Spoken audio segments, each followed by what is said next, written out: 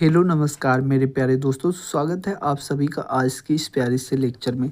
तो मेरे प्यारे भाइयों और बहनों, आज की इस वीडियो में हम लोग पढ़ने वाले हैं जंतु परागण के बारे में। तो जैसा कि हमने पिछले वीडियोस में कवर कर लिया था पर परागण के प्रकार में वायु परागण को, ठीक। तो इसमें हम लोग देखने वाले हैं जंतु परागण क्या होता है, जंतु परागण कितने प्रकार के होते हैं, कैसे होता है, चलिए हम देखते हैं, ठीक।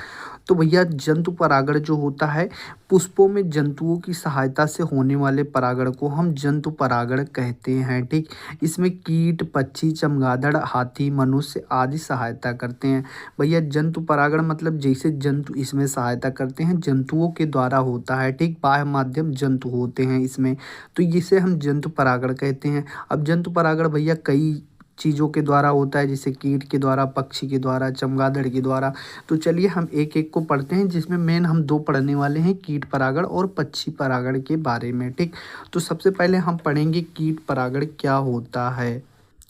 तो कीट परागण भैया क्या होता है, जिस तरह से जंतु परागण में जंतु सहायता करते हैं, उसी प्रकार से कीटों की सहायता से होने वाले परागण को भैया हम कीट परागण कहते हैं। इसमें क्या क्या होते हैं भैया, इसमें मधुमक्खी, मक्खी, तितली आदि की सहायता से ये परागण होता है। कहने का मतलब यही है कि इसमें बाह्य माध्यम जो होता है भैया, ये सभी मधुमक्खी, मक्खी, तितली आदि होते हैं। अब इनके द्वारा भैया कीट परागण कैसे होता है, जैसे मधुमक्खी आई, तितली रानी आई, किसी पुष्प पर बैठी और उस पुष्प से परागकण निकलकर उनके शरीर पर चिपक गए, और जैसे वो उस पुष्प का रस चूस लेंगी भाई, वो दूसरे पुष्प पर जाएंगी।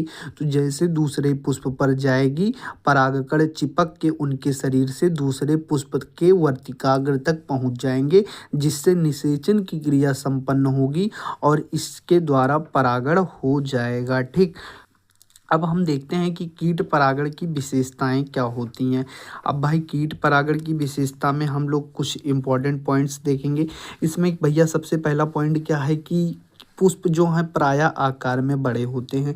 अब आकार में बड़े होंगे तभी भैया क्या होगा कि वो पुष्प पर आकर तितली बैठ पाएगी। छोटा सा पुष्प होगा तो उस पर कैसे बैठ पाएगी। कीट को आकर्षित करने के लिए पुष्प में रंग होना चाहिए भैया, सुगंध होना चाहिए, उसमें मकरंद होना चाहिए, जिसके लिए वह उस पर आए, ठीक। और परागकण संख्या में कम तथा चिपचिपे होते हैं।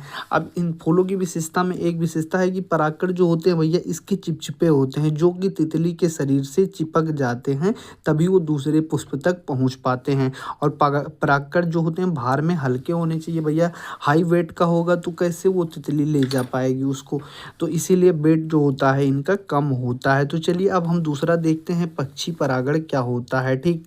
तो भैया पक्षी परागण में वह प्रक्रिया जिसमें पक्षी परागकण को एक पुष्प के परागकोश से दूसरे पुष्प के वर्तिकाग्र तक स्थानांतरित करते हैं। भैया क्या होता है, जैसे कि आपको हमने बताया कि जंतु परागण में जंतुओं के द्वारा परागकण को एक पुष्प से दूसरे पुष्प तक ले जाया जाता है, उसी तरह कीट परागण में भैया कीट की सहायता से परागकण को एक पुष्प से दूसरे पुष्प तक ले जाया जाता है। उसी तरह आपका जो पक्षी परागण है भैया, पक्षियों के द्वारा भी परागकण को एक पुष्प से दूसरे पुष्प के वर्तिकाग्र तक ले जाया जाता है, और यही प्रक्रिया जो होती है भैया आपकी पक्षी परागण कहलाती है, जिसे ऑर्निथोफिली कहा जाता है, ठीक। तो भैया पक्षी जो होते हैं अपने भोजन की तलाश में भैया ये मकरंद के लिए अलग अलग पुष्पों पर जाते रहते हैं। इस दौरान जो होते हैं परागकण जो होते हैं उनके शरीर से चिपक कर अलग पुष्प पर चले जाते हैं, जिससे परागण की प्रक्रिया संपन्न होती है। अब भैया आप कहेंगे कि पक्षी परागण की विशेषता क्या होती है। पक्षी परागण की भी विशेषता होती है, ये पुष्प अक्सर बड़े, चमकीले व लाल रंग के होते हैं, ठीक। इनमें भैया अगर पुष्प बड़े होंगे तभी तो पक्षी आकर उस पर बैठ पाएंगे, चमकीले होने चाहिए, थोड़ा लाल रंग के। इसमें मैंने लाल रंग लिखा है, पीले भी हो सकते हैं भाई, सफ़ेद भी हो सकते हैं, ठीक, गुलाबी भी हो सकते हैं। तो पुष्प के रंग अलग अलग हो सकते हैं, मतलब रंगीन पुष्प होने चाहिए, ठीक। और इनमें पुष्प में रस मतलब नेक्टर बड़ी मात्रा में होना चाहिए भाई, रस होगा तभी पक्षी आएंगे उस पर और उसको चूस कर वो चले जाएंगे। पक्षी परागण जैव विविधता बनाए रखने में भैया ये बहुत महत्वपूर्ण भूमिका निभाते हैं। जैव विविधता भैया जीवों में विविधता लाने के लिए, भिन्नता लाने के लिए पक्षी परागण जो होते हैं बहुत ही महत्वपूर्ण भूमिका निभाते हैं, क्योंकि इन्हीं की सहायता से भैया जब क्रॉस पॉलिनेशन होगा तो ज़रूर वो अपने पेरेंट से, अपने माता पिता से डिफरेंट होंगे। अगर सेल्फ पॉलिनेशन होगा, स्वपरागण होगा, तो उसमें जो होंगे लगभग लगभग उसमें कोई भिन्नता नहीं दिखती है। लेकिन जब क्रॉस पॉलिनेशन होता है अलग अलग जाति के पौधों के बीच, तो ज़रूर उसमें भिन्नता देखने को मिलती है। ठीक, तो ये पौधों में परागकण सॉरी यह पौधों में परागण में मदद करता है, जिससे फल और बीज का निर्माण होता है।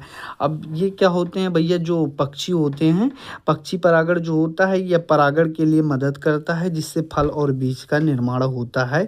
तो ये चीज़ मैं उम्मीद करता हूँ कि मैंने 5 मिनट में आपको चीज़ों को समझाया अच्छे से, जिसमें हमने जंतु परागण में आपको कीट परागण, पक्षी परागण दोनों बता दिया है, जो बताना बहुत ही मुश्किल है, 5 मिनट का टॉपिक नहीं है, पर हमने सबसे आसान शब्दों में आपको समझाने की कोशिश की है। मेरा थोड़ा गला ख़राब है, तबीयत ख़राब होने की वजह से बोलने में दिक्कत हो रही है। बाकी मैं उम्मीद करता हूँ कि 6 मिनट में, 5 मिनट में जो भी मैंने आपको अच्छे से एक्सप्लेन किया है, आपको सब चीज़ समझ में आई होगी।